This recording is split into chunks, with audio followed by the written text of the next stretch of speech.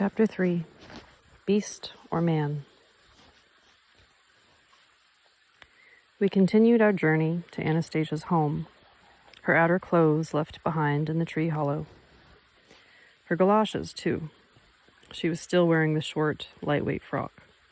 She herself picked up my bag and offered to carry it. Barefoot, she walked ahead of me with an amazingly light and graceful step, waving the bag about her with ease. We walked the whole time. Talking with her on any subject was most interesting, perhaps because she had her own strange ideas about everything. Sometimes Anastasia would whirl about while we were walking.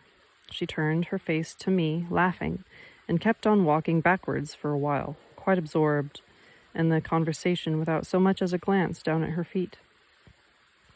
How could she walk like that and not once stumble or prick her bare feet against the knot of a dry branch? We didn't seem to be following any visible path. On the other hand, our way was not hindered by the tangled undergrowth so common in the taiga.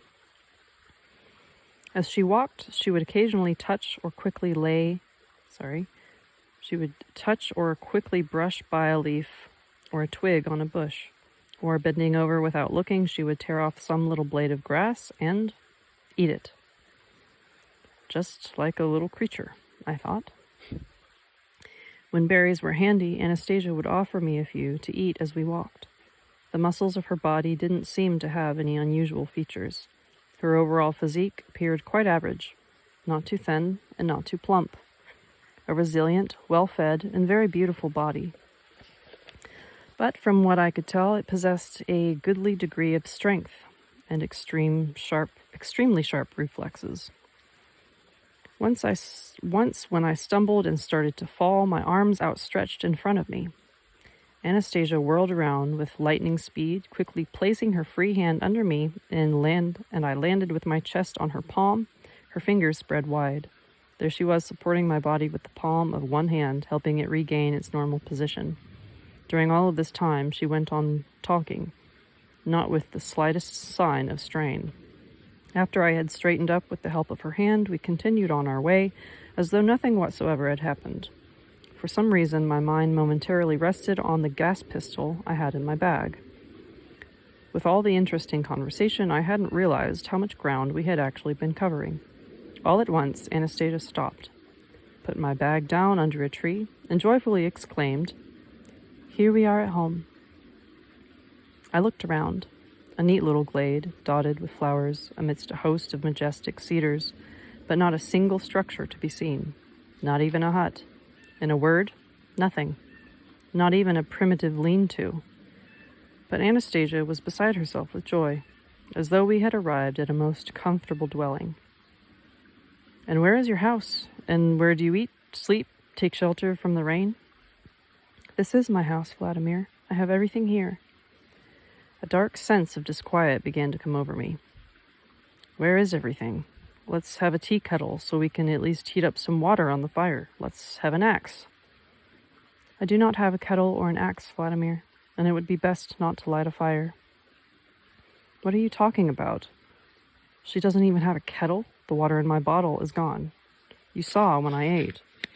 I even threw the bottle away. Now there's only a couple of swallows of cognac left. To get to the river or the village is a good day's walk, and I'm so tired and thirsty. Where do you get your water from? What do you drink out of?" Seeing my agitation, Anastasia herself showed signs of concern. She quickly took me by the hand and led me through the glade into the forest, admonished me along the way. "Not to worry, Vladimir.